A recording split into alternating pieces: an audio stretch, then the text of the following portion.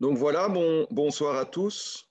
Bienvenue donc à ce webinaire du département études de Natagora et d'Aves, où on va parcourir ensemble ce fameux bouquin qui vient de sortir, l'Atlas européen des oiseaux nicheurs. Et donc en fait, probablement que la plupart d'entre vous, même sans le savoir, y ont directement participé. Et c'est ce que je vais essayer d'expliquer aujourd'hui, puisque la présentation a eu lieu officielle la semaine passée en anglais. Mais donc, c'était quand même intéressant, je pense, de présenter les principaux résultats en français et en même temps de vous montrer en fait comment on a pu contribuer à cet atlas en Belgique alors que nous n'avons pas mené en même temps d'atlas sur le terrain, enfin en tant que tel, puisqu'on avait terminé nos atlas à la fin des années 2000. Et donc voilà, vous allez voir qu'on a quand même pu contribuer efficacement grâce à vous, en fait, à ce grand travail. Alors, je vais partager mon écran, voilà. Donc voilà, l'atlas, vous voyez la couverture là sur l'écran. Je m'assure quand même que tout le monde m'entend, mais je ne vois plus le chat. Attendez. Je suppose que tout le monde m'entend. Ah oui, voilà.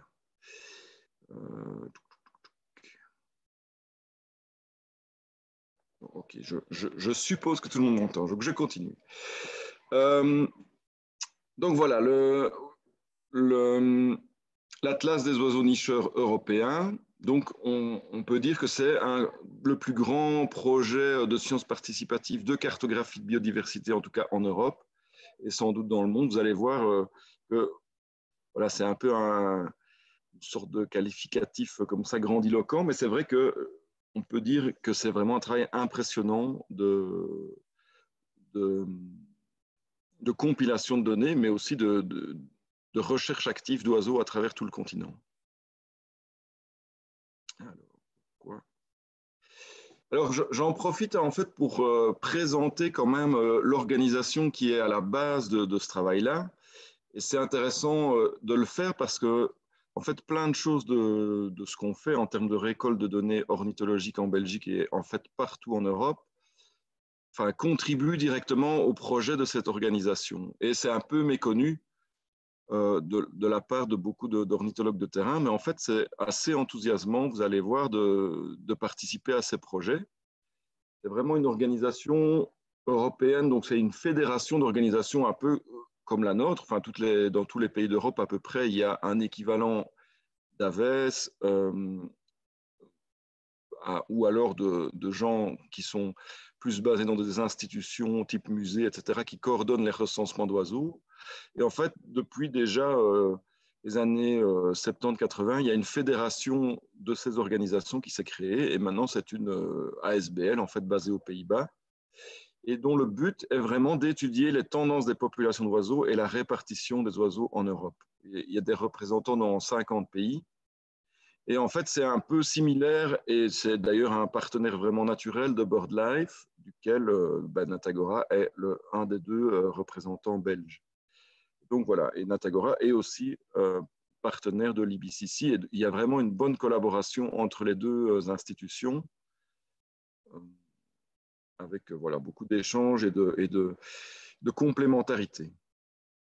Mais l'IBCC, on aime bien présenter un peu la manière dont ça fonctionne avec cette photo qui a été prise lors des nombreuses réunions internationales où tout le monde ajoute un peu, essaie d'obtenir la bonne prise de courant en combinant les choses. Donc, en fait, c'est une belle image de comment ça marche parce que chacun en Europe a ses standards et notamment pour les recensements d'oiseaux. Vous savez, par exemple, il existe des portails comme observation.be, mais un peu différents dans tous les pays d'Europe. Et l'IBCC, en fait, cherche à non pas uniformiser tous ces standards différents, mais à les combiner pour en faire quelque chose de cohérent au niveau européen.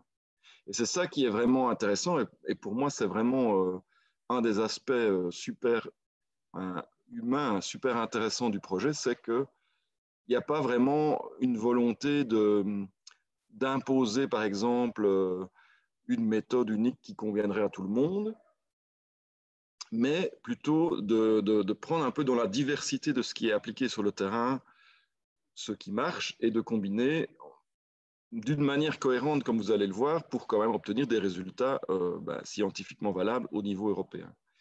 Et donc voilà, ça c'est vraiment l'approche de l'IBCC, donc appliquée à tous ces projets. Alors, je ne sais pas pourquoi la transition des dias voilà, est lente. Donc excusez-moi si les dias sont un peu lentes, mais je ne sais pas pourquoi c'est si lent. Alors la première réussite, le premier projet de l'IBCC qui a vraiment bien marché, même si ça a pris beaucoup de temps et beaucoup d'efforts et beaucoup de sueur et de larmes, c'est le premier atlas européen des oiseaux nicheurs qui a été publié en 1997. Ça, vous voyez la couverture là. Et c'est des données qui ont été compilées essentiellement dans les années 80. Donc, vous voyez là, il a fallu plus de 10 ans pour mettre tout ça en forme, pour obtenir ce livre qui est finalement la première synthèse européenne en termes d'oiseaux nicheurs, qui date d'il y a 30 ans. Et depuis, en fait, l'IBCC se focalise sur 3 grands types de projets. D'une part, la répartition des oiseaux, c'est ce qu'on va voir ce soir, ça aboutit aux atlas de répartition, donc avec le deuxième projet d'atlas européen qui vient d'aboutir. Alors, il y a 2 autres projets qui sont plutôt sur le long terme, en continu. C'est celui qui fédère tout ce qui concerne les tendances de population d'oiseaux, c'est ce qu'on appelle le Pan-European Common Bird Monitoring Scheme. Donc, en fait, dans nos régions, ça se traduit par les programmes de suivi des oiseaux communs. Donc, c'est SOCWAL en Wallonie et SOCBRU à Bruxelles. Donc, en fait, tous ces programmes-là, chacun les mène un peu avec les méthodes qu'il préfère utiliser, mais tout en répondant à certains standards, et c'est combiné notamment au niveau des résultats pour produire des indices européens. Et donc, voilà, ça c'est vraiment le parfait exemple de comment ça fonctionne en Europe. Si vous comparez par exemple avec les États-Unis, aux États-Unis, ils ont un seul programme pour tout le continent de suivi des oiseaux communs et ils produisent directement des tendances globalisées. Mais évidemment, on peut voir qu'en Europe, chaque région finalement adapte un peu ses suivis à aussi ses propres besoins en fait. Et c'est ça qui est intéressant, c'est que vous allez voir, notamment dans l'exemple aussi de l'Atlas, on a fait des choses en Belgique, en Wallonie, qui nous intéressaient aussi de faire tout en contribuant au projet global. Alors, un dernier grand projet de l'IBCC, c'est le fameux Eurobird Portal, donc qui a l'ambition de combiner les différents portails, comme observation.be, mais en fait tous les portails qui existent en Europe. Les portails d'encodage d'observation, quand vous allez sur le terrain et que vous encodez vos observations, ces données sont partagées au travers d'Eurobird Portal à toute l'Europe. Et donc, vous pouvez voir les mouvements des oiseaux, notamment au moment des migrations, à travers toute l'Europe sur ce site. Donc, si vous allez voir, c'est eurobirdportal.org. Alors, mais venons-en au sujet du jour. Donc, c'est l'Atlas européen des oiseaux nicheurs. Vous voyez les auteurs là qui sont en fait tous des membres de l'IBCC. Et il y a 3 personnes vraiment à mettre en évidence. Et les 3 premiers auteurs, c'est Verena Keller qui travaille donc à l'Institut ornithologique suisse à Sempak, qui est vraiment la coordinatrice et qui a réussi à faire en sorte que l'Atlas, en fait, qui s'était imaginé en 2010 au cours d'une réunion de l'IBCC, et déjà en 2010, ils avaient dit on va le sortir en décembre 2020, on ne peut pas dire, c'est pas dire si c'est parce que Verena est suisse, mais en tout cas, ça a fonctionné. L'Atlas est sorti à temps, malgré le Covid et malgré plein de difficultés, évidemment, en chemin. Sergi Errando, lui, travaille à Barcelone, à l'Institut catalan d'ornithologie. C'est vraiment le scientifique qui a mis en musique les données, on va dire, avec toute son équipe, et Peter Vorisek, qui est d'ailleurs déjà venu aussi en Belgique, parce que lui, il est aussi le coordinateur du programme européen de suivi des oiseaux communs. Donc ça, c'est vraiment 3 personnes dont on va dire la faculté d'entretenir des collaborations avec des gens partout en Europe a vraiment permis que ça fonctionne. Et donc c'est vraiment une coordination décentralisée. Et c'est une des clés du succès, en fait. C'est le fait que ce n'est pas un gros institut européen qui dirige tout, c'est vraiment une collaboration déjà au niveau de la coordination entre plusieurs personnes réparties dans un peu, avec quand même une sorte aussi de volonté d'avoir, via Peter Vorisek notamment, un accès au pays de l'Est, puisque c'était un des grands objectifs du projet. Alors, il y a des coordinateurs nationaux qui ont été désignés, dont beaucoup en fait travaillent pour des associations comme Natagora BirdLife, mais aussi des institutions plus gouvernementales. Par exemple, en Flandre, c'est l'INBO, enfin Naturpund était impliqué aussi, mais c'est surtout l'INBO, donc l'Institut de recherche sur le bois et la nature, la forêt et la nature, qui ont servi de coordinateurs nationaux. Il y a vraiment eu une collaboration à tous les niveaux, aussi bien au niveau scientifique avec, vous verrez que dans l'Atlas, il y a des applications de modélisation spatiale assez évoluées. Donc, il y a vraiment eu un groupe de travail spécial pour ça. Il y a eu énormément d'échanges aussi sur le terrain avec des formations, avec, par exemple, les coordinateurs ne sont pas restés dans leur tour d'ivoire scientifique. Ils ont vraiment ils ont voyagé partout en Europe pour voir quels étaient les problèmes concrets qui se posaient sur le terrain pour les gens. Et alors, une autre clé du succès, c'est comme je disais, c'est qu'il y a quand même eu une méthode standardisée minimale qui a été proposée, mais chacun pouvait en fait répondre de la manière la plus adaptée à sa situation, à ces méthodes standardisées. Alors, il y a aussi eu, pour les pays de l'Est, vraiment une nécessité de financer parfois, par exemple, tout simplement l'essence pour se déplacer dans des régions reculées. Et ça, c'est une fondation suisse, Mava Foundation, qui a contribué fortement à ces petits financements dans tous les pays. Mais évidemment, la clé du succès, c'est vraiment les gens sur le terrain. Donc, vous et nous qui avons pendant plusieurs années récolté des observations, parfois d'une manière ciblée vers l'Atlas, ou parfois, comme vous allez le voir, simplement en encodant vos données tous les jours sur observation.be, vous avez en fait contribué sans le savoir à cet Atlas.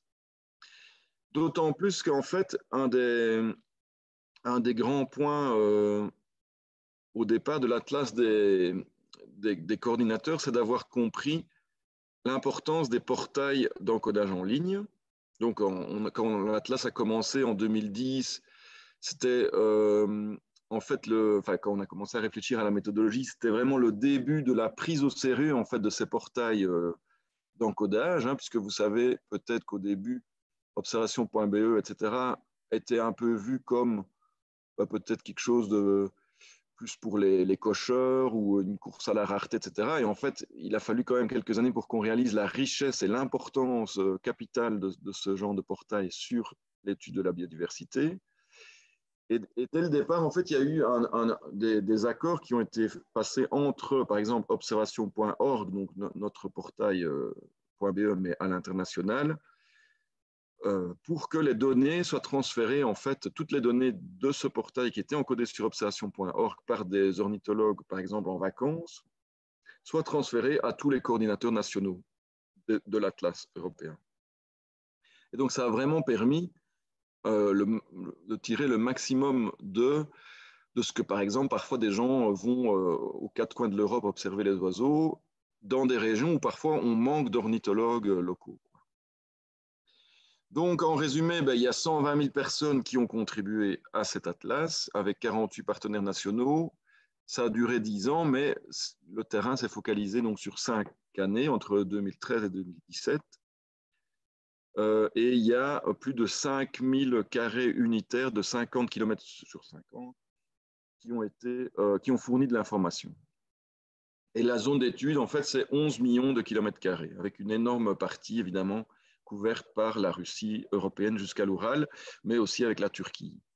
Et c'est ça, en fait, le gros progrès, on va dire, par rapport à la première édition de l'Atlas, c'est vraiment l'extension de la couverture. Donc, la couverture, c'est simplement la zone explorée par les ornithologues, qui donc, comme vous le voyez sur cette carte comparative de la couverture entre l'Atlas 1 et l'Atlas 2, ben, c'est fortement étendu en Russie, en Turquie et même en fait dans certains pays plus du centre de l'Europe. Donc voilà, ça c'est vraiment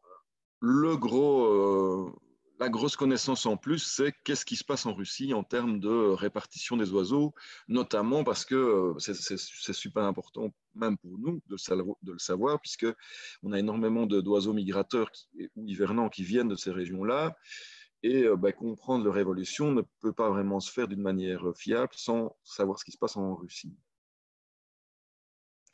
En Belgique, comment on a procédé pour fournir les données? Donc, vous savez qu'on avait réalisé les 3 atlas régionaux dans la décennie 2000.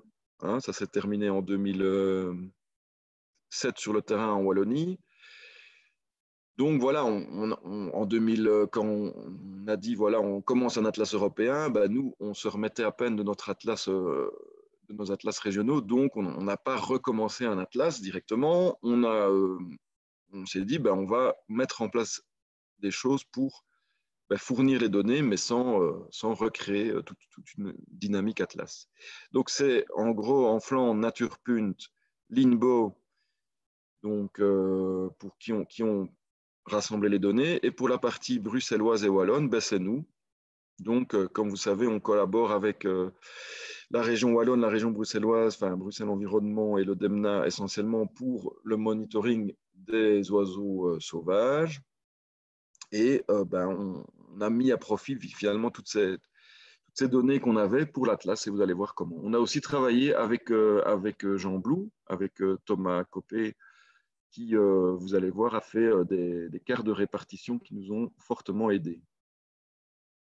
Donc au final, pour la Wallonie et Bruxelles, on a 64 observateurs pendant la période Atlas qui ont contribué à SOCWAL, 44 à SOCBRU, et 140 qui ont réalisé des échantillonnages spécifiques.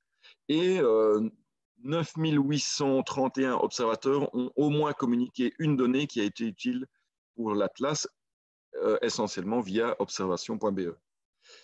Donc voilà, ça c'est pour ça que je dis, il y a dans les 9000 aidés, enfin presque 10 000 personnes qui ont participé en Wallonie à Bruxelles, beaucoup ne le savaient pas, simplement ils ont encodé une donnée d'oiseaux nicheurs.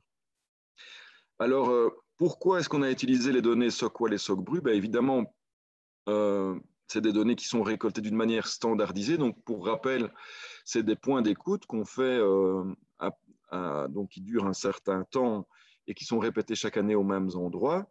Et en fait, dans l'Atlas européen, on avait besoin de ce qu'ils ont appelé des échantillonnages limités dans le temps. En fait, l'idée, c'était d'avoir à travers toute l'Europe, sans vraiment instruction en termes de, voilà, il faut observer pendant 1 heure ou il faut observer pendant 30 minutes, en fait, des échantillonnages dont on connaissait la durée. Donc, c'est une liste d'oiseaux qu'on a rencontrés pendant, par exemple, 1 heure et qu'on enregistre sous forme de liste. Alors, comme vous voyez sur cette carte, donc ça, c'est les données qui ont été produites. Ça, c'est une carte intermédiaire qui a été faite en 2000, dans le courant du travail de terrain. Vous voyez qu'il y a des pays comme la Suède où ces points où il y a des échantillonnages limités dans le temps sont répartis d'une manière super homogène. Il y a des pays comme la Russie où c'est assez disparate. Et il y a des pays où ce nombre d'échantillonnages est hyper dense. C'est les Pays-Bas, la Suisse et aussi à cette époque-là, en fait, la Flandre. Pourquoi? Parce qu'en fait, ils ont un système de suivi par point d'écoute qui est très dense Et donc, ces suivis par point d'écoute servent au monitoring des espèces dans le temps, mais dans ce cas-ci, ont aussi servi à faire des cartes de densité relative, qui ne sont pas, oui, c'est des cartes de probabilité d'observation de l'espèce, si vous voulez. Donc voilà la carte pour l'Atlas européen du bruant ortolan. Et donc, ce sont des cartes qui sont réalisées à partir de ces recensements limités dans le temps, qui sont en fait combinées à des variables environnementales par une méthode de modélisation. Je ne vais pas rentrer dans les détails, mais le but, c'est en fait d'uniformiser, de contrer quelque part le biais de prospection qu'on a. Par exemple, vous savez que dans l'ouest de l'Europe, il y a 50 fois plus d'observateurs au kilomètre carré qu'en Russie. Donc, évidemment, si on veut, c'est beaucoup plus difficile de mesurer l'abondance d'une espèce en Russie que dans l'ouest de l'Europe. Et donc, pour ne plus pas avoir ce genre de problème lié à cette différence simplement de nombre d'observateurs, eh bien, on peut créer des modèles spatiaux, c'est la carte de droite, où en fait, quelque part, on régularise, on compense ce biais, puisqu'on sait combien de temps les gens ont observé les oiseaux. Et c'est pour ça que c'est important d'avoir inclus les points d'écoute, puisque là, on sait que les gens ont observé pendant un certain temps à cet endroit-là. Et comme vous voyez qu'en Wallonie, on avait un peu moins de densité de points qu'en Flandre, on s'est dit, on va faire des échantillonnages spécifiques pour l'Atlas européen. Et ça, si vous y avez participé, c'est ce qu'on appelle les fameux échantillonnages kilométriques qu'on a fait entre 2015 et 2017. Donc voilà ces échantillonnages à travers toute la Wallonie. Donc il y a eu presque 1000 carrés de 1 km sur 1 qui ont été échantillonnés 2 fois 1 heure entre 2015 et 2018. Et là, il y a 140 personnes qui ont participé à ça. Et les carrés noirs, ben, c'est ceux où quelqu'un est allé échantillonner 2 fois 1 heure. Nous, on a fait ça pour renforcer donc la part wallonne, on va dire, dans ces fameuses modélisations à l'échelle européenne. Mais on a aussi fait ça parce qu'on était intéressé de comparer avec ce qu'on avait fait pendant notre atlas 10 ans avant, en fait, entre 2001 et 2007. Puisqu'on avait fait exactement les mêmes échantillonnages. Et donc, pour faire ces comparaisons, ben, on a travaillé avec Thomas Copé de ULG Jean Blou Agrobiotech, qui est toujours d'ailleurs étudiant en thèse. Je pense d'ailleurs qu'il est dans la salle. Enfin, voilà, il est avec nous ce soir, je pense. Et donc, il a utilisé des données environnementales pour également, à l'échelle wallonne, faire ces modèles de probabilité de présence. Et dans ce cas-ci, en fait, il a même été plus loin. Il a fait des modèles d'abondance. Donc, il a quelque part modélisé, et c'est ça qu'on voit sur cette carte, pour l'alouette des champs, par exemple, la densité de l'alouette des champs à travers la Wallonie. Et donc, il a utilisé ces fameux presque 1000 carrés de 1 km carré qu'il a donc par une technique dont on ne va pas rentrer dans les détails ce soir, mais donc il peut estimer, c'est une sorte d'estimation statistique, la densité d'individus. En fait, ce qui modélise, c'est le nombre d'alouettes qu'on peut rencontrer si on va 2 fois 1 heure dans ce carré, dans chacun des carrés d'1 km carré de Wallonie. Et donc, vous voyez, ben, l'alouette des champs, il n'y a pas trop de surprises. Elle est surtout répartie dans les zones agricoles, donc au nord du sillon Sambre-et-Meuse, avec entre 5 et 18 individus qu'on peut rencontrer comme ça en allant 1 heure dans ces carrés. Et vous voyez ben, qu'il y a des zones agricoles, évidemment, dans le Condro. Et puis, ben, il y a le plateau du Gerny, là qu'on voit la petite tache rouge. Il y a aussi, par exemple, il y a un endroit où on voit le camp d'Elsenborn, où l'espèce est présente également. Donc voilà, et avec ces modélisations-là, ce qu'on a fait, c'est qu'on a pu donner une estimation de l'abondance de l'alouette des champs pour l'Atlas européen et comparer en fait avec le même exercice qui avait été fait pendant l'Atlas de Wallonie en 2001-2007. Et donc, vous voyez, ça, c'est les résultats des tests statistiques que Thomas a menés sur les différentes espèces qu'on rencontre dans ces échantillonnages. Et donc là, vous voyez les gagnants, ceux dont enfin, le nombre d'individus a augmenté entre les deux atlas, donc seulement en 10 ans, ben, la perruche à collier, le faucon pèlerin, la bernache nonnette. Donc ça ne veut pas dire, on ne parle pas ici en termes de nombre de couples, parce que par exemple, la bernache nonnette, on peut en voir comme ça, qui ne sont pas réellement en train de nicher, c'est simplement le nombre d'individus signalés par les observateurs, donc ça peut être des groupes, mais c'est quand même en période de reproduction. Donc voilà, je passe un peu en revue les espèces. Donc perruche à collier, faucon pèlerin, bernache nonnette, bernache du Canada, oie d'Égypte, donc déjà 3 exotiques dans les 5 premiers en termes d'augmentation, avec des espèces aussi plus rares comme la pigrièche écorcheur qui a progressé de plus de entre 25 et 50% entre les 10 ans, pendant les 10 ans de l'Atlas, et aussi le corbeau-freux, ça je vais y revenir juste après. Le corbeau-freux, là, on estime, d'après les carrés échantillons, sa progression à 25%. Alors ça, c'est les perdants. Donc là aussi, pas trop de surprises, puisqu'on les connaît déjà pour d'autres, malheureusement, par d'autres systèmes de suivi. Donc celui qui a perdu le plus, ben, c'est le bruant-proyer et aussi le serincini, le tarier des prés, le loriot qui perd un peu du terrain, et alors le moineau friquet aussi, évidemment, une espèce qui a fortement régressé. Et donc voilà, ça permet, par exemple, comme c'est des données totalement indépendantes des points d'écoute, bah, d'évaluer un peu et on se rend compte qu'en fait, on colle vraiment très bien à ce qu'on observe avec les points d'écoute. Donc ça nous rassure aussi par rapport aux autres programmes qu'on mène.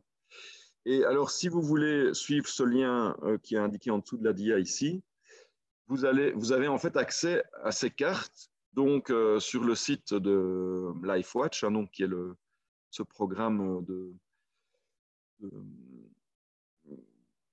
données cartographiques, on va dire, à l'échelle belge. Ben, notamment, ce que vous pouvez voir, c'est l'évolution, donc, la carte de 2006, la carte de 2015 et l'évolution. Donc ici, j'ai mis la carte d'évolution du moineau friquet. Donc plus c'est rouge, plus ça diminue entre 2006 et 2015, enfin entre 2001, 2007 et 2015, 2018.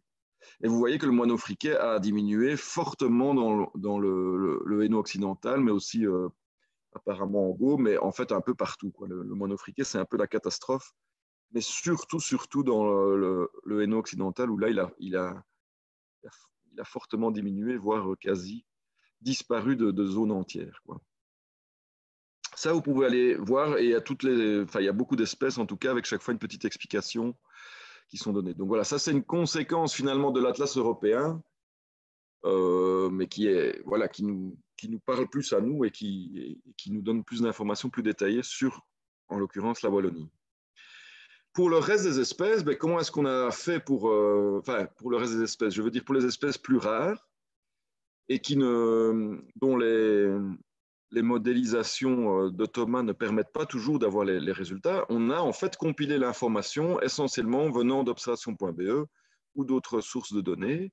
Et donc le but du jeu, c'était d'avoir pour chacun des carrés Atlas en Belgique, les carrés Atlas, donc vous les voyez dessinés ici, c'est des carrés UTM en fait, donc ils ne sont pas tous carrés, c'est ça qui est un peu la particularité de la grille UTM que l'Atlas européen a choisi d'utiliser.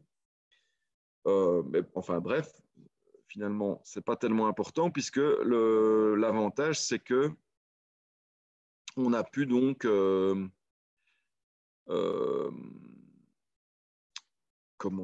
comparer avec l'Atlas précédent qui avait été fait avec la même grille. Mais alors, pour compléter l'information donc de chaque espèce nicheuse dans chaque carré, voilà par exemple ce qu'on a fait pour le corbeau-freux. On a été chercher dans observation.be toutes les données que vous avez encodées et qui correspondent à une colonie. Donc ça peut être un comptage de nids, ça peut être que dans le commentaire vous avez écrit j'ai observé des nids de corbeau-freux. Donc il y a eu tout un travail que surtout Antoine Deroux et moi-même on a mené sur les données de Bruxelles et de Wallonie pour trier en fait toutes les données qui se rapportaient à des nicheurs. Puis après, on a utilisé certaines techniques là, qui étaient propres à chaque espèce, comme par exemple le maximum de nids comptés au cours d'une visite par un observateur dans un carré kilométrique. Dans ce cas-ci, pour le corbeau-freux, c'est-à-dire qu'on a On a rassemblé les données par observateur, par carré, et on a regardé le plus grand nombre de nids pour le freux qui étaient signalés par un observateur au cours d'une visite.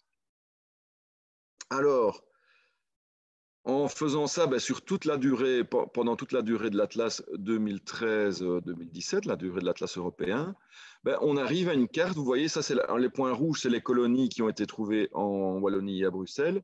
Et la carte en bas à gauche, c'est en fait la carte issue de l'Atlas wallon. Vous voyez que ça colle quand même assez bien. En fait, on était assez content de voir qu'on avait une belle description de la présence du corbeau freux en Wallonie, malgré qu'il n'y avait pas spécialement d'opération de comptage. En fait, ce n'est pas tout à fait vrai. Dans certaines régions, comme le Hainaut occidental ou la Gaume, grâce à Jean-Paul Jacob, il y a des gens qui se sont mobilisés pour compter les colonies de corbeaux freux. Donc, il y a un effort qui s'est fait dans certaines régions pour spécialement les répertorier. Mais toujours est-il que, globalement, c'est aussi grâce à ce que vous pouvez faire chaque fois que vous voyez une colonie de corbeaux freux, c'est-à-dire compter les nids et les encoder sur observation.be, qu'on a pu faire cette carte-là. Et on arrive au final à une estimation, alors qu'on avait 15 000 couples en 2001-2007, en 2013-2018-2017, on arrive à entre 16 000 et 18 600 couples, basés sur cette méthode donc, de compilation de l'information, qui en fait correspond à ce que Thomas nous avait montré avec ses données modélisées tout à l'heure. Donc, une augmentation du corbeau freux, pas une très très grosse augmentation, on passe de 15 000 à environ probablement 17 000 couples, mais avec une répartition finalement assez semblable. Donc voilà, on a fait ça, je ne vais pas passer en revue toutes les espèces parce qu'on va passer au niveau européen après, mais voyez un peu comment on a procédé pour le faire au niveau belge.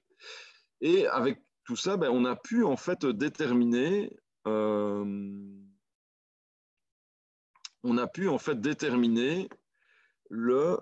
merci pour ceux qui ont mis le lien sur le chat, on a pu en fait déterminer le nombre d'espèces qui nichent en Belgique. Et à votre avis, là vous pouvez répondre dans le chat, combien d'espèces nichent en Belgique en fait? En sachant qu'au niveau européen, je vais le montrer tout de suite après, on est environ à 600 espèces. Donc à votre avis, sur les 600 espèces en Europe, nicheuses, combien nichent en Belgique quoi? Juste pour voir si vous êtes toujours là en fait. Je vois plein de chiffres, c'est gai.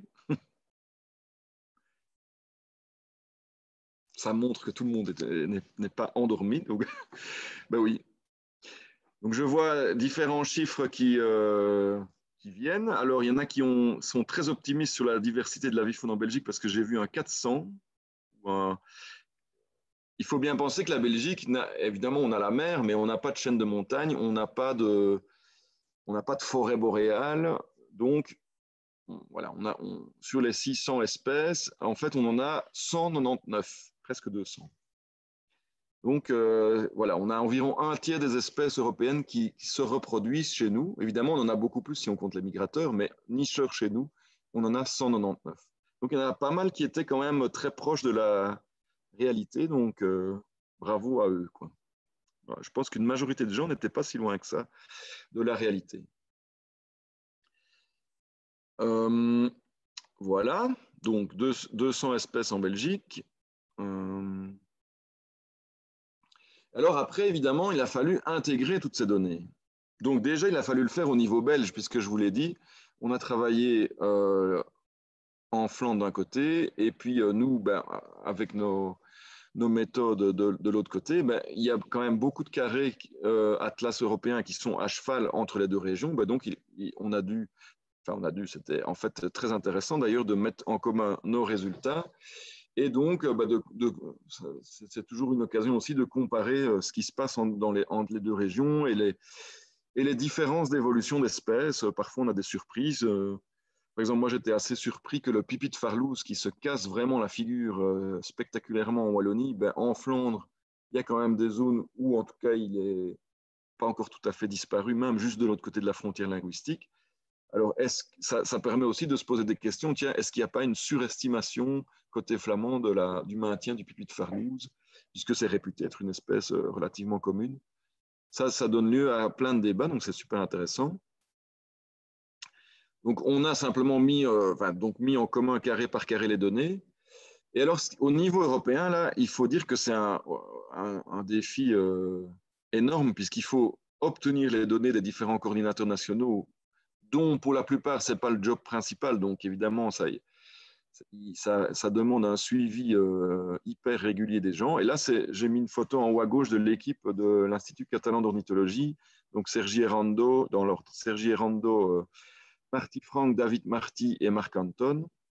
Donc, qui ont mis au point, en fait, une interface, un portail, où chaque coordinateur national, enfin, tous les coordinateurs nationaux ont pu envoyer leurs données.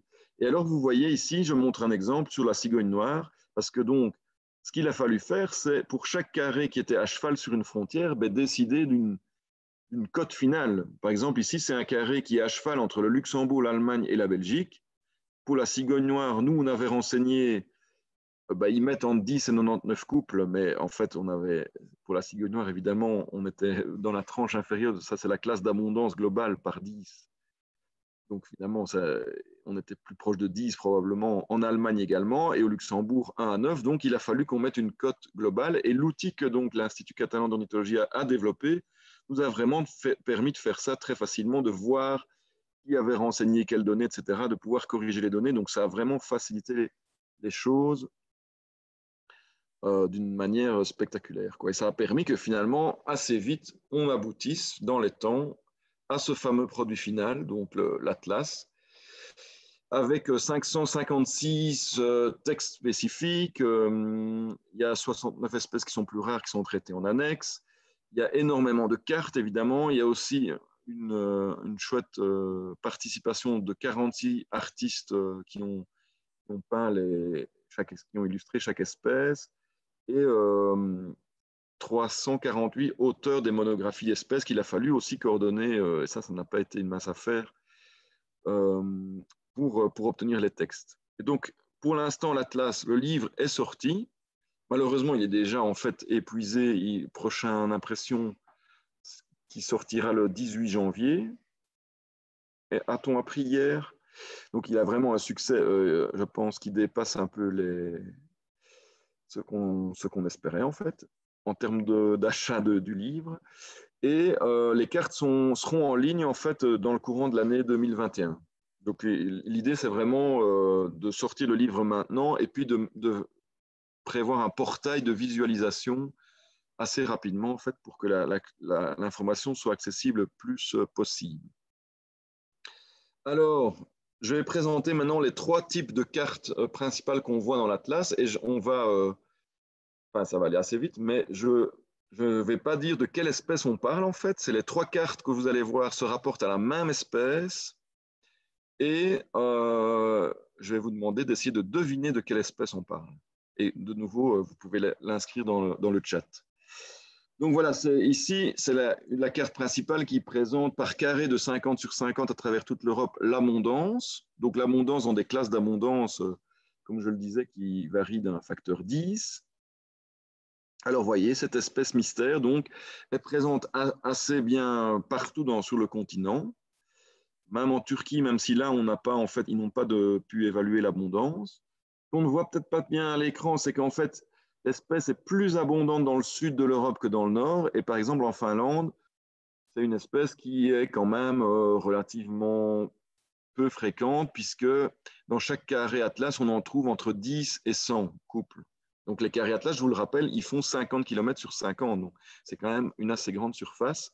Vous voyez que chez nous, on est plutôt de l'ordre de 1000 entre 1000 et 10 000 par carré de 50 sur 50. Je vous aide un petit peu pour essayer de deviner. C'est une espèce qui n'est pas dans le nord de l'Europe, qui n'est pas présente en Islande, mais qui est présente sur les îles de Méditerranée. Alors, deuxième carte de la même espèce, c'est la fameuse carte de probabilité de présence. Là, vous voyez que les choses peut-être s'éclaircissent un petit peu en ce qui concerne l'espèce mystère. Donc là, simplement, plus on a de l'intensité de couleur,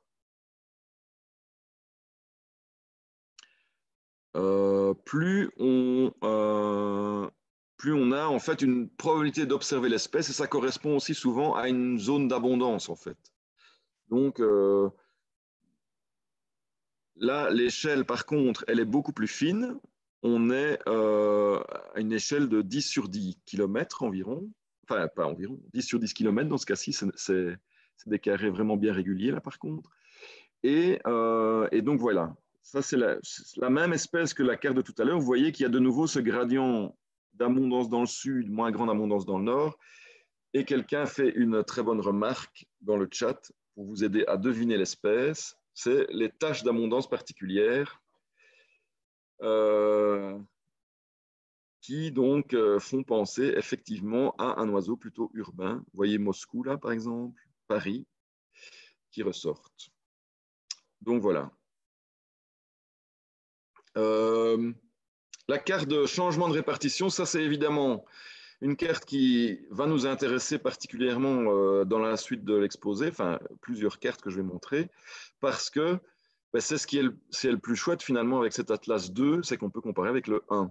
Et donc là, on a une comparaison, donc en bleu, en gris, c'est les carrés où l'espèce était présente avant et est toujours présente maintenant. En bleu, c'est les carrés où l'espèce est présente maintenant et n'était pas présente avant. Et en orange, c'est les carrés où l'espèce a disparu. Donc là, on ne parle pas de variation d'abondance, on parle vraiment de variation de répartition. Et les carrés qui sont un peu plus pâles, en gris et pâle, c'est ceux où par une méthode que je ne vais pas décrire, mais en fait, ils ont pu analyser en fait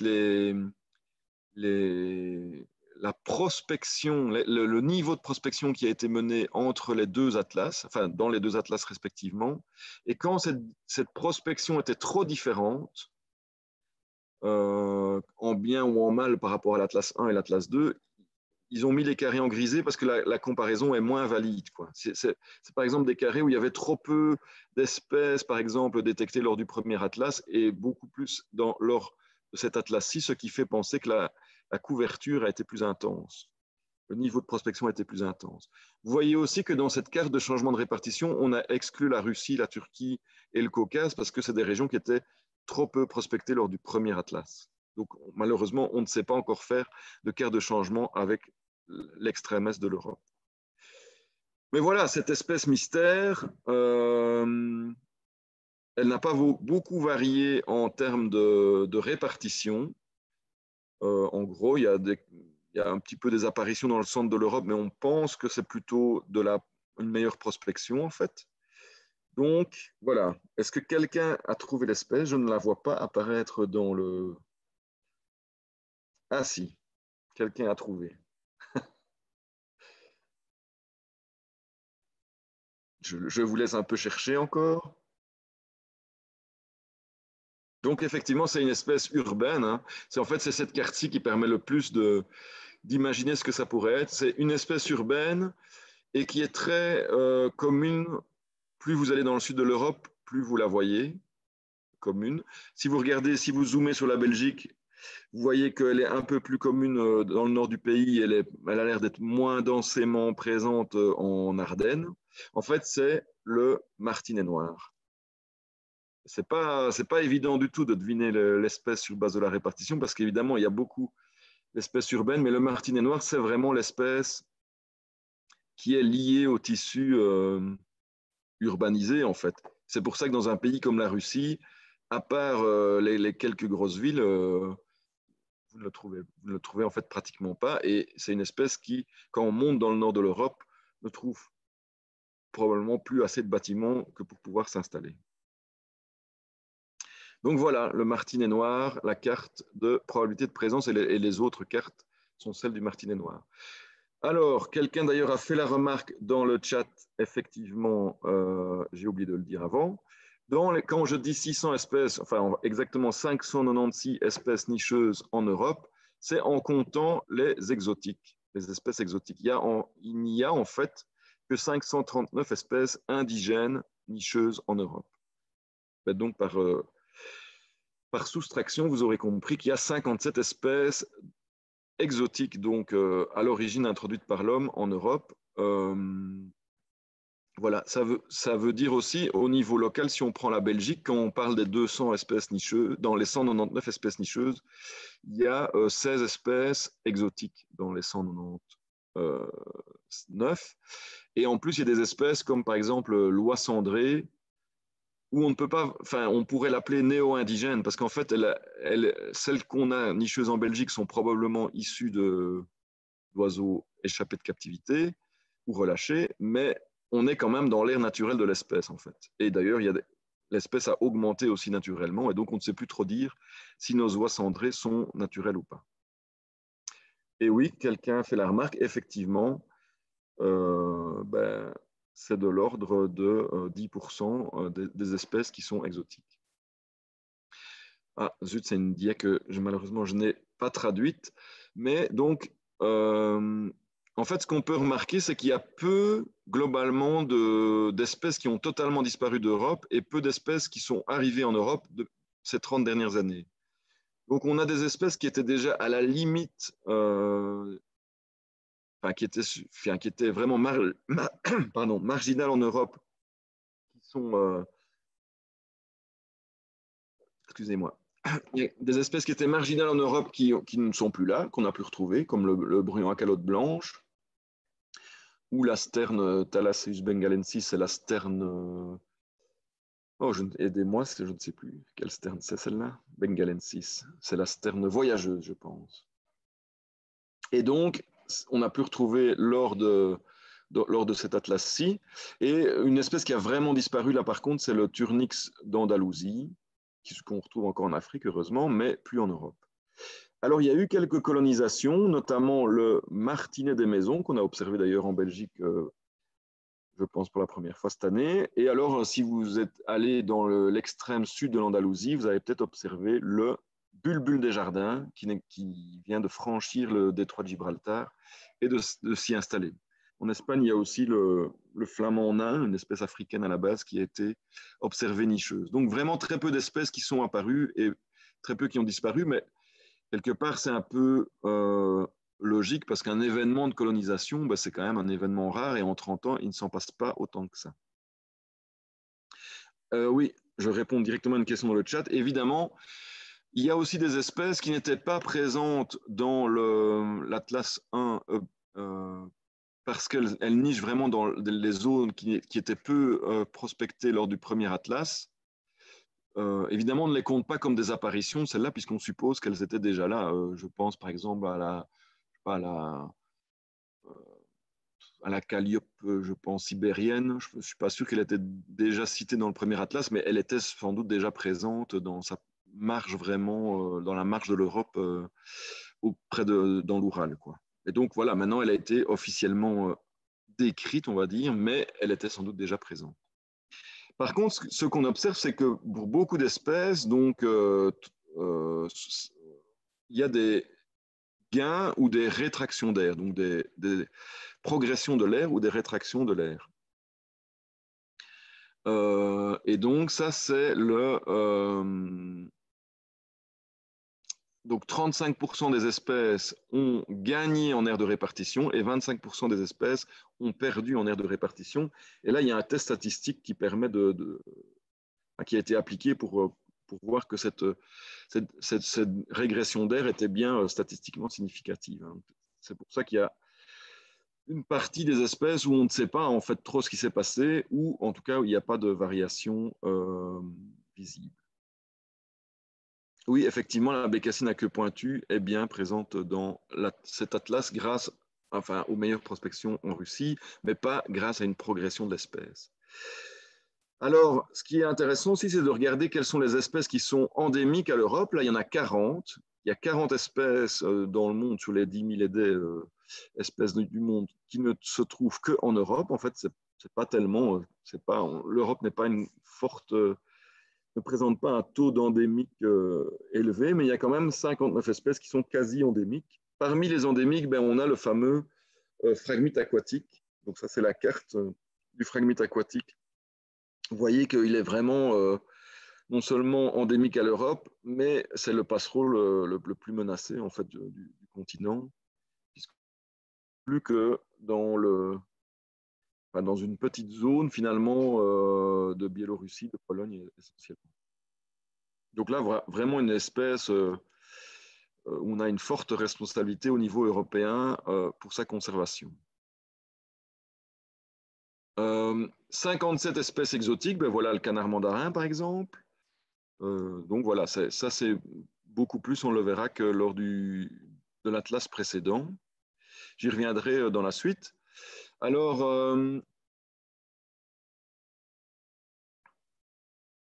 ah zut, j'ai raté mon quiz suivant. Je voulais vous faire deviner l'espèce la plus répandue en Europe. Ceux qui ont été distraits ne l'ont peut-être pas vu. Donc, à votre avis, ah oui, voilà, j'ai raté mon coup. Donc, l'espèce la plus répandue en Europe, d'une manière un peu surprenante, c'est la carte qu'on voit à droite. Ben, c'est la bergeronnette grise. Alors, ça peut paraître étonnant parce qu'on aurait plutôt dit merle noir, pinson des arbres. Ben, effectivement, le pinson et le moineau domestique, par exemple, sont dans les plus répandus. Une autre espèce, étonnamment dans les plus répandus, c'est le grand corbeau, en fait. Le grand corbeau est maintenant dans les 10 plus répandus d'Europe. Ben voilà, la bergeronnette grise, elle est notamment répandue un peu partout sur le continent, pas sur les îles de Méditerranée, mais par contre, elle est bien présente en Islande. Et ça lui fait gagner beaucoup de carrés de 50 sur 50. Et elle est aussi présente jusqu'au nord de la Scandinavie. Une autre espèce étonnamment bien répandue, c'est le coucou gris, en fait, qui n'est pas très abondant et qui est en régression, mais qui est quand même la troisième espèce la plus répandue d'Europe. Alors, ce qui se passe, c'est que la majorité des espèces, plus de 50% des espèces, sont en fait, ont une aire de répartition très réduite. Donc là, on vient de parler des espèces les plus répandues, mais si on prend par exemple rien que le genre Sylvia, donc les fauvettes, ben, il y a évidemment dans les quatre premières espèces, ben, c'est justement les 4 espèces qu'on trouve chez nous, donc la fauvette grisette, la fauvette à tête noire, la fauvette des jardins et la fauvette babillarde. Ça, c'est les 4 espèces de fauvettes bien répandues partout en Europe.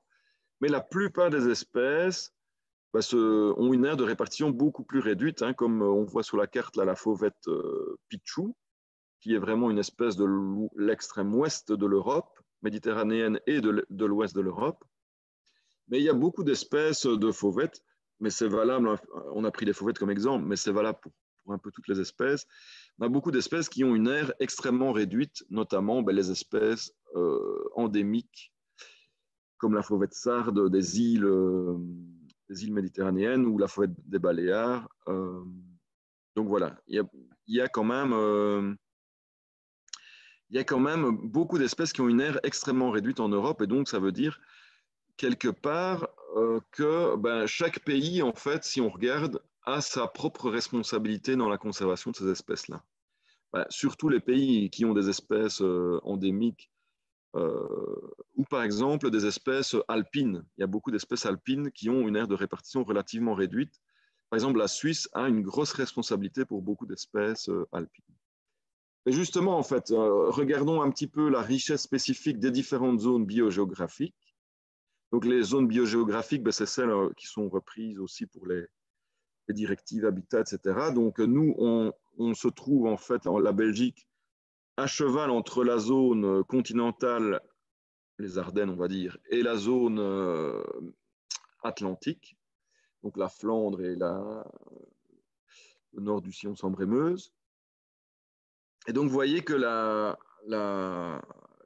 les deux zones qui sont sur laquelle la Belgique se trouve, ben, c'est des zones quand même de richesse spécifique. Donc la richesse spécifique, c'est simplement le nombre d'espèces nicheuses qui sont moyennes, qui sont moyennes à élevées. Mais la zone où il y a le plus d'espèces, c'est la zone alpine, alors qu'elle est assez réduite en superficie. La zone biogéographique alpine. Hein. Donc je ne parle pas des Alpes, mais c'est aussi les montagnes de Scandinavie, les Balkans, le Caucase, les Pyrénées et les Alpes. Donc c'est ce qu'on appelle biogéographiquement la zone alpine. Évidemment, il y a aussi le Caucase, que je ne vois pas parce que je ne vois pas toute ma dia, mais évidemment, le Caucase est très important avec beaucoup d'espèces endémiques, en fait, même du Caucase. Et donc là, il y a une grande richesse spécifique, mais grande diversité, même d'une chaîne de montagne à l'autre. Si vous prenez les Alpes et le Caucase, ce n'est pas du tout le même, c'est pas entièrement le même pattern d'espèces qu'on retrouve.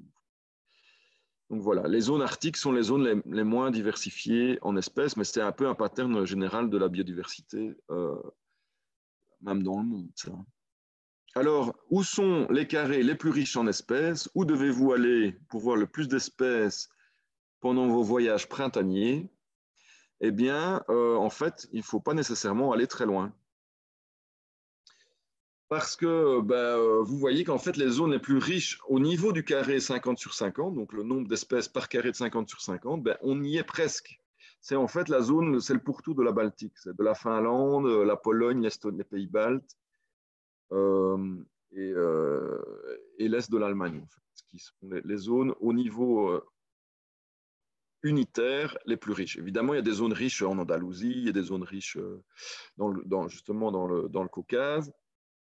Et il y a aussi des zones qui sont moins riches, mais ça peut être dû à un manque de prospection, parce que comme je le disais, la Russie, la couverture était très bonne lors de cette atlas-ci, mais il faut quand même relativiser. Comme je l'ai dit, ils ont 50 fois moins d'observateurs au kilomètre carré que chez nous. Donc, fatalement, ils ont raté certaines espèces, quoi. Et donc, vous voyez, ça, c'est le pattern de richesse. Donc, assez étonnamment, ce n'est pas en Méditerranée qu'on a le plus d'espèces en Europe, c'est vraiment un peu dans le centre du continent, quoi, où on est en fait à la croisée des chemins, où il y a des espèces comme le pic syriaque qu'on peut trouver, donc qui lui vraiment est une espèce sud-orientale de l'Europe, mais qu'on peut retrouver jusqu'en Allemagne. Et ils ont aussi des espèces plus nordiques, globalement plus nordiques, comme le balbuzard. Voilà. Donc finalement, la Pologne est quand même une des régions les plus riches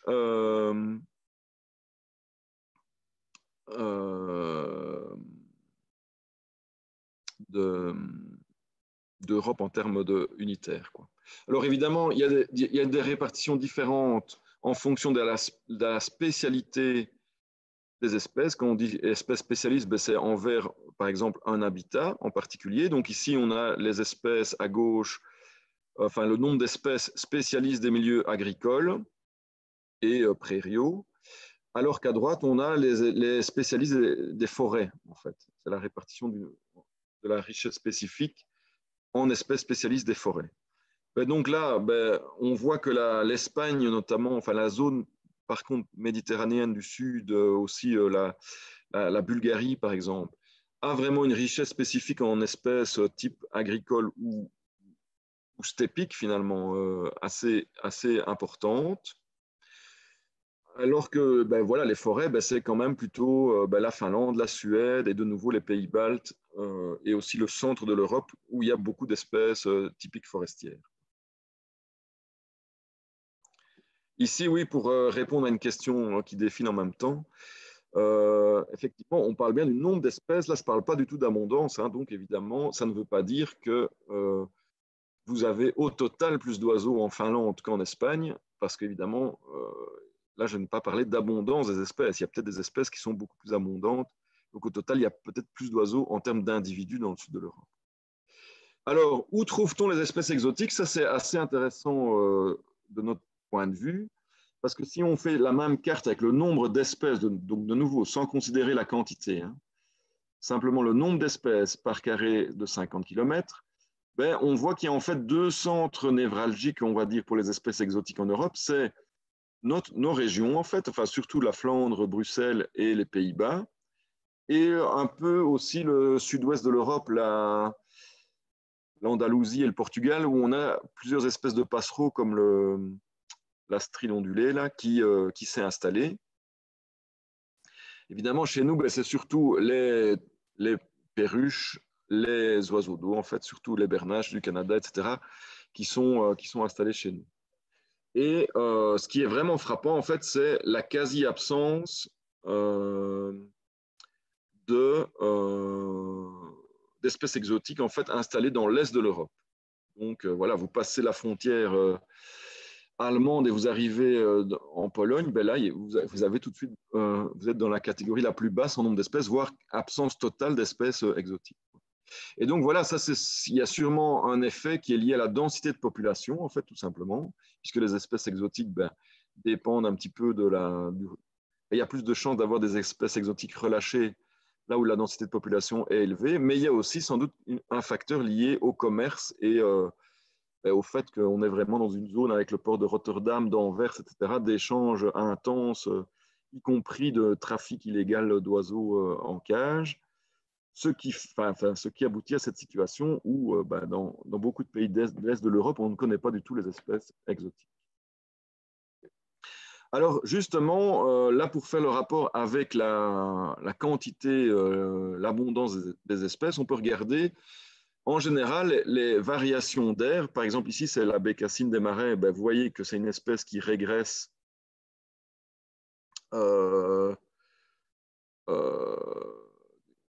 sur son côté sud de l'aire de répartition. Donc il y a plein de petits carrés orange là sur la carte de droite. Ça colle aussi avec le graphe de gauche qui est en fait l'évolution de ces populations, l'évolution relative de ces populations par rapport à la situation en 1980. Donc là, on a une concordance. Donc en fait, c'est une espèce qui globalement diminue à travers toute l'Europe et qui en plus perd du terrain sur son aire de répartition. Donc évidemment, voilà, notamment dans nos régions, elle est encore un peu présente en Flandre et elle persiste peut-être un peu dans les Hauts-de-Fagne, mais on est vraiment au bord de l'extinction chez nous. Alors, autre espèce pour laquelle ça colle, même si là, on ne voit pas tellement d'évolution de l'air, sauf dans l'extrême nord et dans l'extrême sud de l'Europe, c'est l'alouette des champs, une espèce où on a perdu 60% globalement de la quantité d'alouettes des champs en Europe. Mais dans la plupart des pays, sauf en bordure d'air, donc sauf à l'extrême nord et sauf à l'extrême sud, on ne voit pas encore d'effet de rétraction à l'échelle où on regarde. En tout cas, on ne voit pas d'effet de rétraction de l'air de répartition. Ça va peut-être venir, espérons que non, mais voilà, ça reste une espèce très répandue, mais qui a perdu beaucoup d'effectifs. Alors voilà, maintenant, ce qu'on va faire, c'est un peu parcourir, un peu feuilleter cet atlas et voir quelques exemples d'espèces sympas, même si ça ne nous concerne pas tout à fait en Belgique. Je regarde quand même au niveau du temps. Bon, j'ai déjà dépassé le temps que j'avais dit, mais voilà, si ça vous va, on va quand même continuer un petit peu à passer en revue quelques cartes. Donc ça, c'est la fauvette mélanocéphale, donc, qui correspond à un pattern de progression moyen. En fait, en moyenne, les espèces ont progressé de 28 km vers le nord. Si on prend tous les changements de répartition et qu'on regarde la progression, en tout cas en termes de latitude, on a vraiment en moyenne plus 28 km, donc 1 km par an, en moyenne sur toutes les espèces. Il y a des espèces qui n'ont pas bougé et des espèces qui ont très fortement bougé. Et cette espèce est dans la moyenne, donc la fauvette mélanocéphale, vous voyez qu'elle est en train de remonter la vallée du Rhône. Elle n'est pas encore chez nous, loin de là. Mais voilà, elle gagne un peu du terrain sur le nord de son aire. Évidemment, espèce méditerranéenne qui profite sans doute du réchauffement climatique. À l'inverse, on a par exemple ici la grive Movie, qui elle est qui est toujours bien présente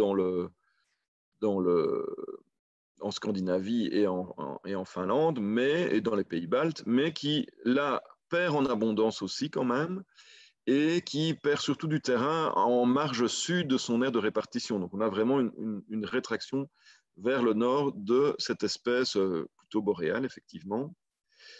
Voilà. Alors, autre changement où là, on a à la disparition plus dans le sud-ouest, c'est la locustelle lucinoïde. Donc, c'est une espèce, c'est assez étonnant de voir ça, en fait, parce que voilà, c'est une espèce très spécialisée des roselières, qui niche dans les roselières.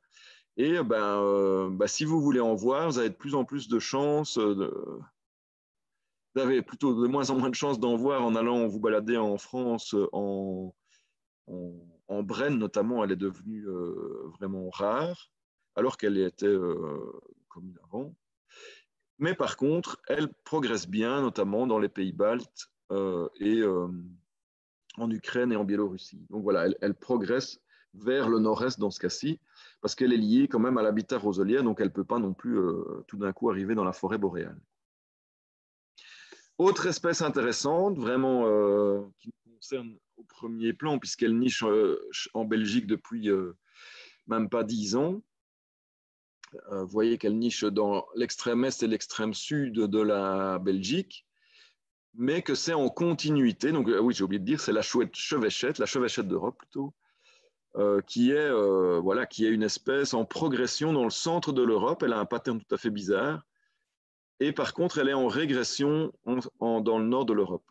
C'est une espèce boréo-alpine. Hein, donc, boréo-alpine, ça veut dire qui niche à la fois dans les zones boréales et dans les zones alpines.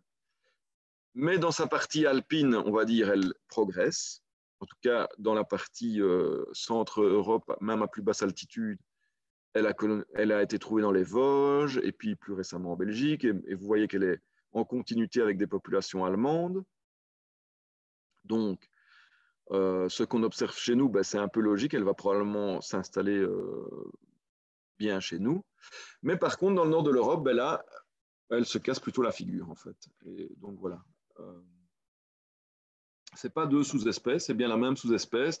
Mais alors, il y a peut-être effectivement des choses dans l'écologie de l'espèce qui sont différentes. Par exemple, ça c'est une question qui reste ouverte, mais une hypothèse, c'est que dans le nord de l'Europe, dans les forêts boréales, en fait, c'est une espèce qui fait des réserves, qui capture plein de proies en automne, des oiseaux et des rongeurs, et elle va les stocker dans des cavités d'arbres. Et il y a une étudiante qui a récemment fait une thèse sur cet animal en Scandinavie et qui a montré que, en fait, le pourrissement, à cause du fait que les hivers sont moins froids, les réserves de cette chevêchette pourrissent beaucoup plus vite, en fait. Donc, son frigo naturel tombe un peu en panne.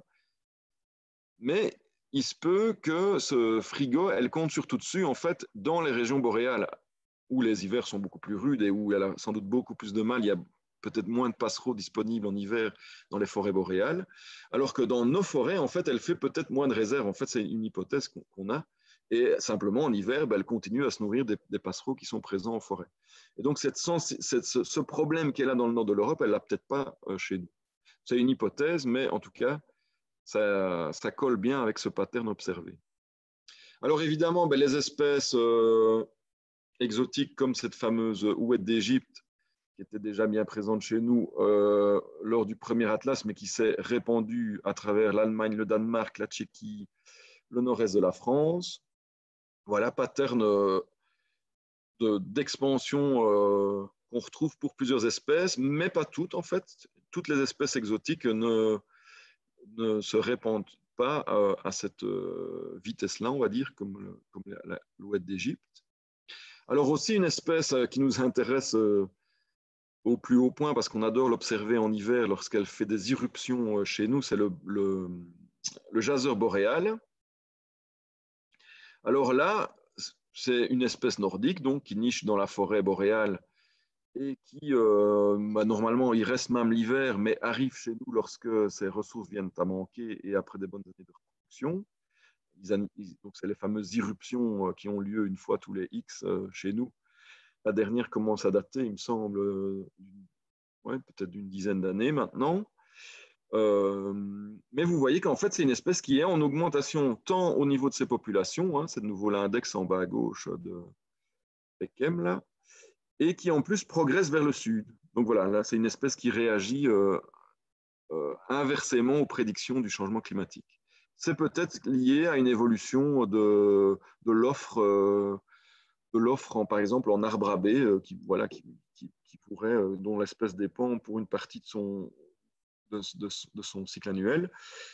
Voilà, on ne sait pas trop, il y a encore plein de choses à expliquer, en fait, ou à ne jamais expliquer, mais en tout cas, il y a plein de choses qui se passent qui sont parfois, qui vont dans le sens inverse de la moyenne, mais ce n'est pas pour ça qu'il y a un pattern global qui s'exprime bien, comme par exemple représenté ici par le héron garde-bœuf. Donc une espèce, je vous le rappelle, qui à l'origine était africaine, hein, qui n'était pas du tout présente en Europe, puis qui était déjà bien là lors du premier atlas, mais qui a continué à progresser à travers toute la France et maintenant qui niche en Belgique et depuis cette année à 2 endroits, puisque je pense qu'elle a été trouvée au Blanquart. Et et voilà, une espèce en pleine progression vers le nord.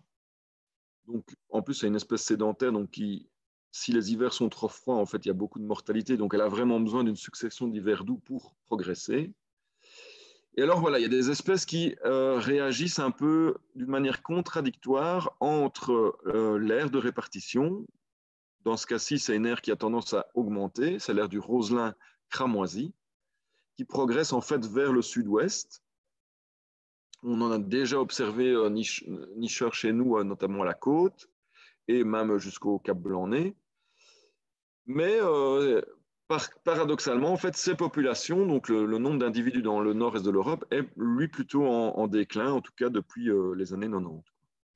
Donc, on peut supposer qu'en fait, la progression vers chez nous va s'interrompre. D'ailleurs, c'est plus ou moins ce qu'on observe, parce qu'à un moment donné, on a cru que l'espèce allait devenir nicheuse en Belgique, s'installer définitivement, mais ça n'a plus trop l'air d'être le cas. D'ailleurs, je pense qu'elle n'est plus non plus présente au Cap Blanc-Nez et qu'elle est devenue très rare dans le Jura où elle avait installé des petites populations. Donc voilà, une espèce, malheureusement, je pense qu'on ne va pas la voir de sitôt de nouveau nicheuse chez nous. Une autre espèce où c'est un peu étonnant parce que on pouvait quand même espérer, vu le changement climatique et vu ce qui se passe avec la pigrièche écorcheur, où la pigrièche écorcheur, je vous rappelle, chez nous, a bien progressé.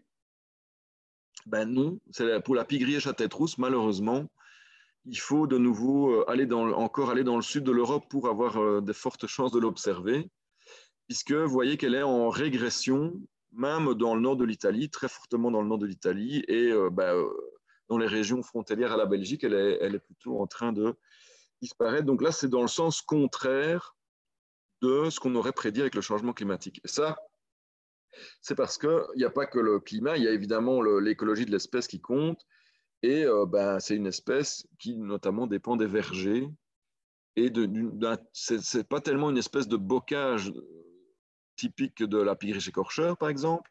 Il lui faut des arbres, en fait. Il lui faut des arbres dans les prairies. Et ça, c'est ce que les vergers lui permettaient d'avoir chez nous et ne lui permettent plus, puisqu'on a presque plus de vergers aux tiges qui lui conviennent. Donc voilà, malheureusement, une espèce pas du tout sûre qu'elle va suivre le climat et arriver chez nous, sauf si on replante massivement des vergers.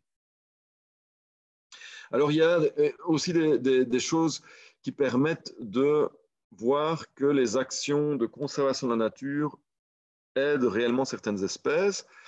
Donc, c'est par exemple le cas du butor étoilé. Chez nous, malheureusement, on n'a pas, vous voyez même en France, globalement, il ne se porte pas très bien. Mais dans les pays où on a pu mener sur des grands espaces en fait, de restauration, des restaurations de grands marais, mais on peut déjà même observer ça en Flandre, en fait, là où ils ont des grands complexes d'étangs, etc., dans le Limbourg, le butor se maintient bien, en fait, et en Grande-Bretagne, il progresse même assez spectaculairement. Et alors, il y a en plus un double effet, parce que probablement qu'il profite quand même du climat pour progresser aussi en Scandinavie. Voilà, on a passé en revue quelques espèces. Évidemment, il y en a plein, hein, il y en a donc presque 600. Chaque espèce, c'est ça qui est vraiment gai dans ce travail, c'est que chaque espèce a sa petite histoire. Et ce qui est notamment intéressant, c'est aussi de voir par rapport à la Belgique, c'est quoi les prochaines espèces qui vont nous arriver comme nicheuses. Évidemment, je ne sais pas si vous avez des espèces en tête.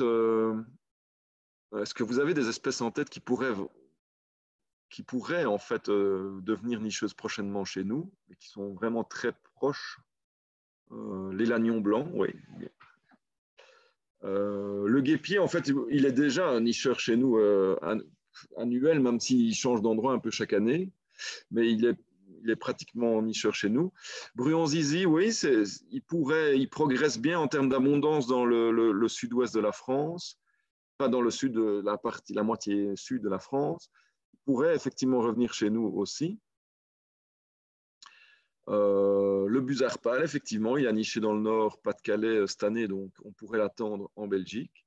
Mais il y a deux espèces de passereaux, moi, je pense qu'on pourrait, vu leur expansion vers l'ouest, c'est la Locustelle fluviatile et le Pouillot verdâtre, qui sont vraiment en train d'arriver en Allemagne. Et donc, voilà, je pense qu'il faut les chercher chez nous. D'ailleurs, la Locustel filatile, elle a déjà niché en Wallonie. Voilà, le Pouillot de Bonelli, là, c'est plus scabreux aussi parce qu'elle a progressé historiquement dans les années 80. Il y avait des cas de nidification chez nous. Et puis, il s'est complètement rétracté, en fait. Donc, ça, c'est de nouveau une de ces espèces que le climat favorise, mais où il y a sans doute une question d'habitat qui ne suivent pas pour son expansion. Donc voilà, je vous laisse un peu rêver à tout ça, mais sinon, pour la suite, à quoi ça va servir tout cet atlas, tout ce travail? Ça sert déjà en fait pour des actions de conservation, notamment parce que ça permet d'identifier les aires prioritaires d'intervention pour, si on veut, sauvegarder des espèces en danger en voie de régression très forte, comme ici la tourterelle des bois. La tourterelle des bois, qui est une espèce qui était autrefois commune, mais qui a régressé tellement que maintenant, il y a même un plan d'action européen qui a été mis en place, alors que ce n'est pas une espèce de l'annexe 1 de la directive oiseaux, voilà, parce qu'à l'époque, on ne s'en tracassait pas trop.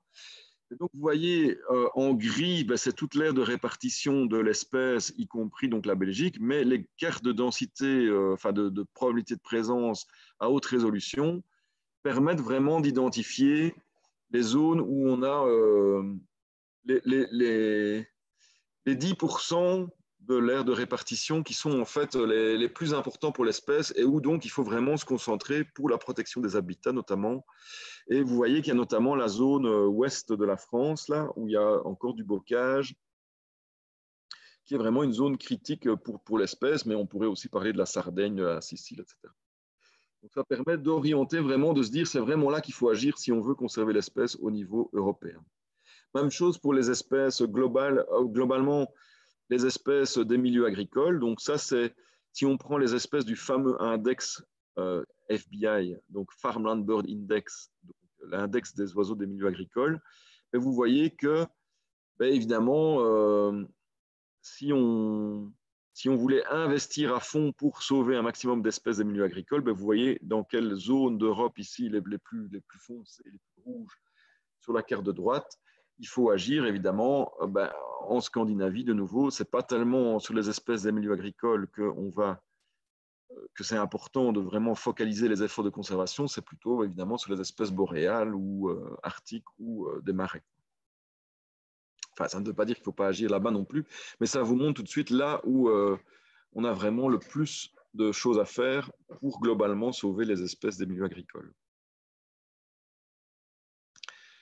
Alors aussi, ce qu'on espère, c'est qu'évidemment, ces données vont être largement utilisées dans la recherche. L'atlas, le premier atlas, a été cité plus de 3000 fois dans des articles scientifiques, donc celui-ci risque de l'être encore beaucoup plus.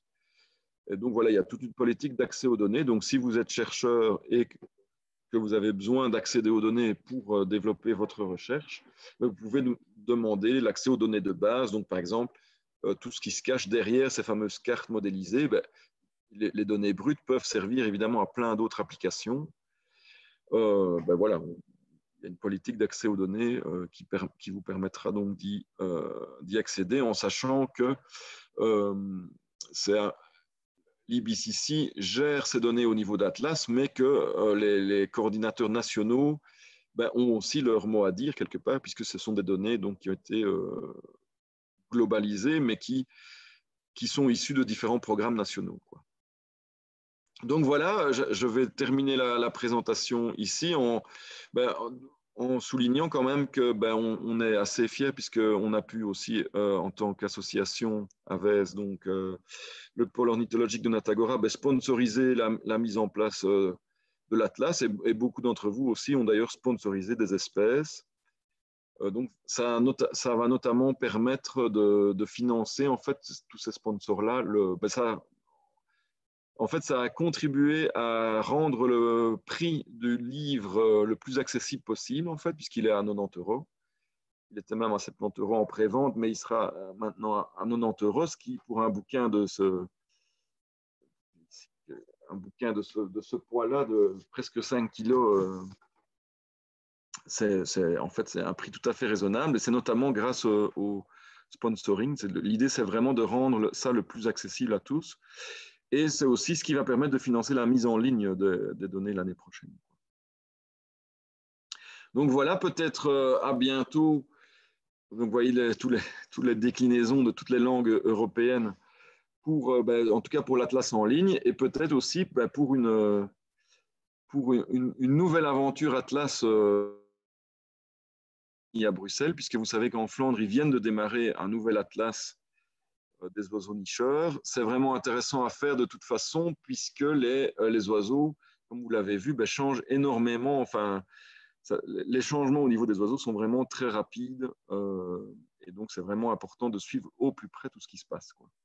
Donc voilà, à bientôt peut-être pour des prochaines aventures.